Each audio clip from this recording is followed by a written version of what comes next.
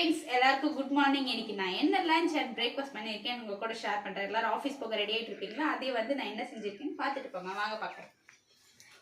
பிரேக்ஃபாஸ்ட்டுக்கு வந்து சேமியா உப்புமா பண்ணியிருக்கேன். லைட்டாக தான் காரம் மிளகா போட்டு பண்ணியிருக்கேன். ஏன்னா என் பேபியும் சாப்பிட்ணுன்றதுக்காக உப்புமா சேமியா உப்புமா தான் பண்ணியிருக்கேன். மதியத்துக்கு ரைஸ்க்கு அரிசி ஊற வச்சுருக்கேன்.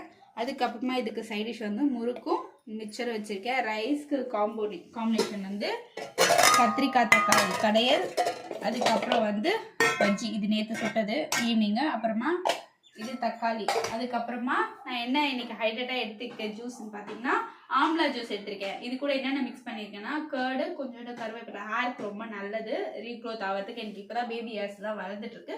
ஸோ அதனால இது நான் கண்டினியூஸாக எடுத்துட்டு இருக்கேன். இது கூட கொஞ்சோண்டு சியா சீட்ஸ் மிக்ஸ் பண்ணிப்பேன். அப்போ தான் ஹேர் இன்னும் நல்லா ரீக்ரோத் ஆகிறதுக்காக. இன்னைக்கு நான் ஹைட்ரேட்டாக எடுத்து இதே சம்மர் ஆயிடுச்சு இல்லை, அதனால இந்த ஜூஸ் எடுத்துருக்கேன். ஓகே ஃப்ரெண்ட்ஸ், பாய்.